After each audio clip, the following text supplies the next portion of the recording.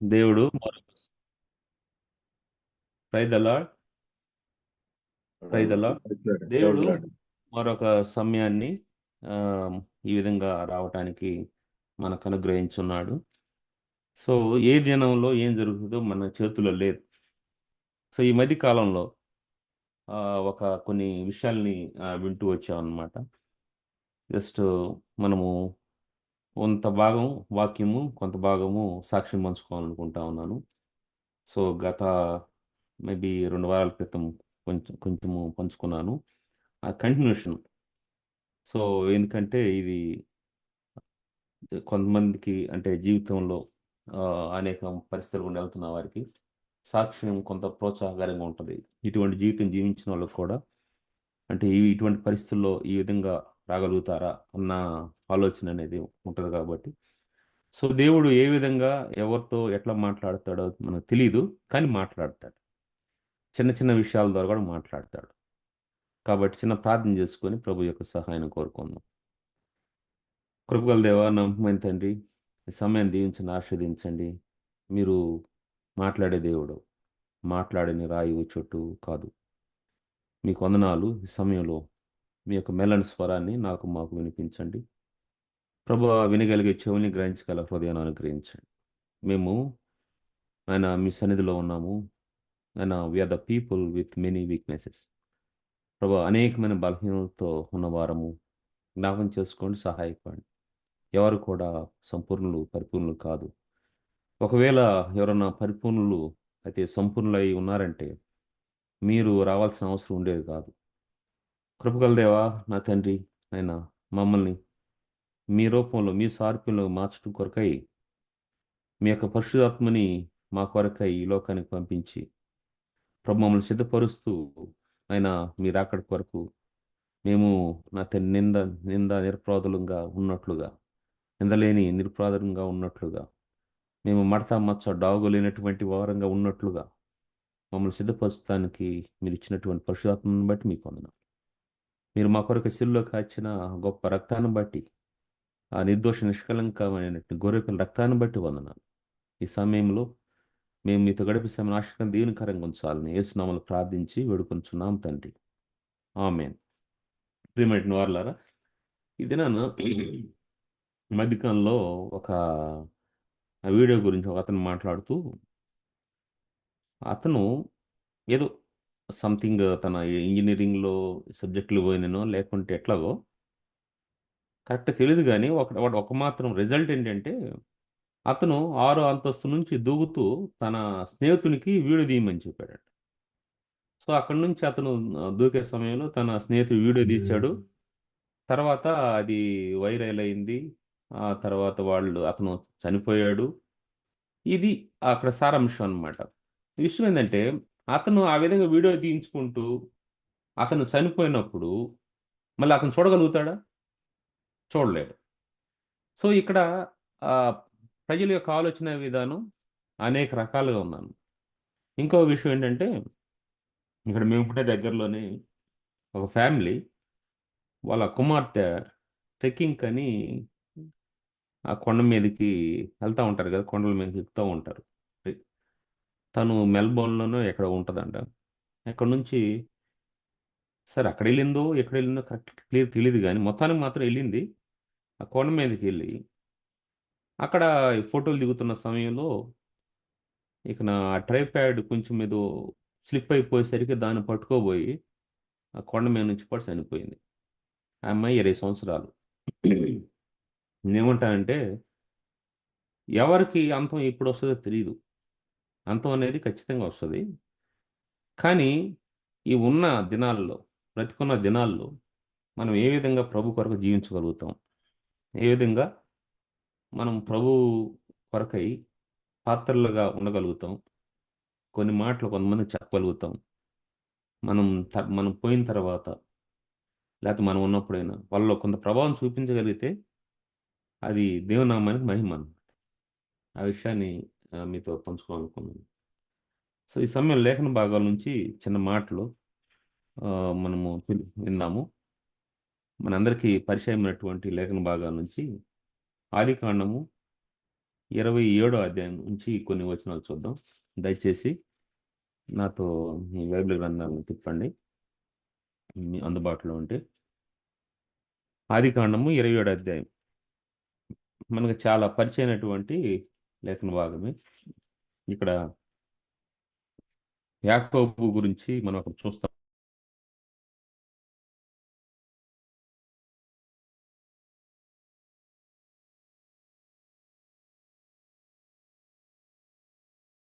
ఉంటాం.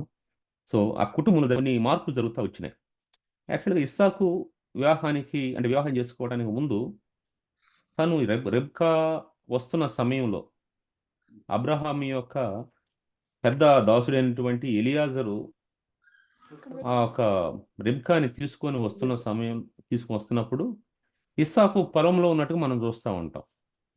ఇక నాకు అక్కడ ఏమంటారంటే పొలంలో తను మొరపెడతా ఉన్నాడు, ప్రార్థన చేస్తూ ఉన్నాడు, దేవునితో గడుపుతూ ఉన్నాడు అని మనము వింటూ ఉంటాము. ఆ తర్వాత ఆ విధంగా భయభక్తులు కలిగినటువంటి కుటుంబంలో నుంచి వచ్చినటువంటి ఇస్సాకు ఆ తర్వాత ఉన్న సంవత్సరాల్లో జరిగిన సంఘటన గురించి ఇక్కడ బైబిల్ గ్రంథంలో రాయబడిందని. బైబిల్ గ్రంథం ఇప్పుడు కొండల గురించే మాట్లాడదు, పర్వత అనుభవం గురించే మాట్లాడదు, లోయ అనుభవం గురించి కూడా మాట్లాడుతూ ఉంటుంది. అది బైబిల్ గ్రంథంలో ఉన్నటువంటి గొప్పతనం. ట్రాన్స్పరెన్సీ, పారదర్శకత చాలా స్పష్టంగా బైబిల్ గ్రంథం నుంచి చూస్తూ ఉంటాం అనమాట. మిగిలిన గ్రంథాల గురించి నేను చెప్పను కానీ సో ప్రతిదీ కూడా గొప్పతనాన్ని చెప్తుంది, తప్పుని చెప్తుంది, ప్రతి విషయాన్ని కూడా చెప్తా ఉంటుంది అనమాట.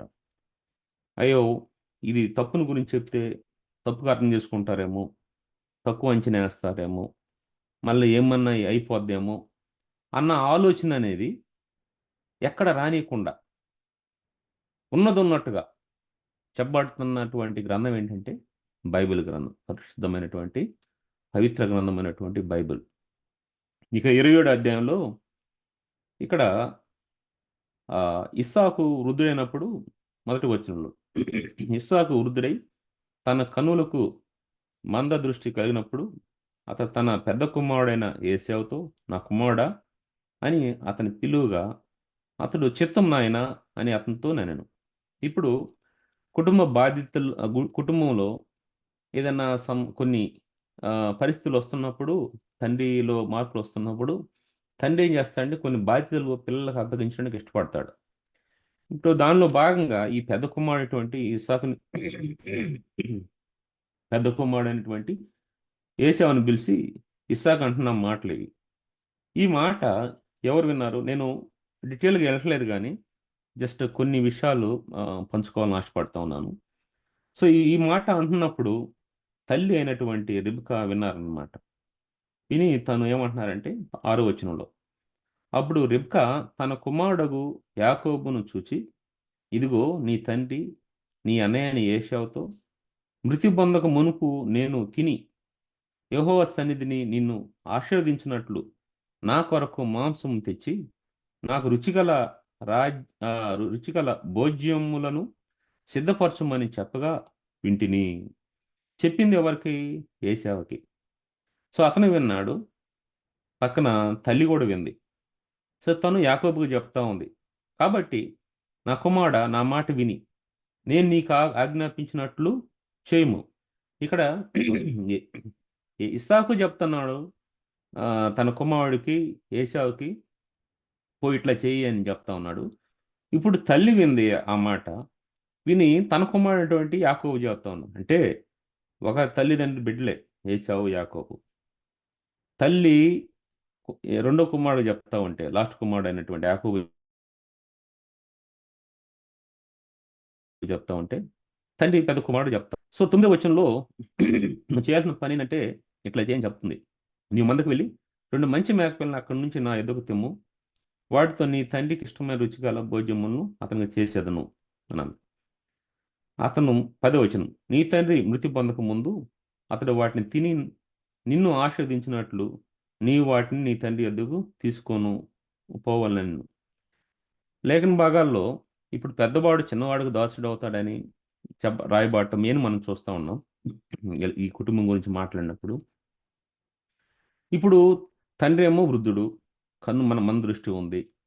ఇక్కడ తల్లి ఏమో యాకోబు గురించి ఆలోచిస్తుంది. తండ్రి ఏమో యేసేవును ఆశీర్వదించాలన్నాడు. ఆశీర్వదించడానికి ముందు రుచిగల భోజనం తిని ఆశీర్వదించాలి. ఏశావు ఆ, వేటాడటంలో ప్రవీణుడు కాబట్టి తను ఆ విధంగా వేటాడి సంపాదించినటువంటి దానితో చేసినటువంటి ఆహారాన్ని తిని మంచి కూర అటువంటి ఆ భోజనం తిని తను కుమారుని ఆశీర్వదించాలనుకున్నాడు, పెద్ద కుమారుడిని.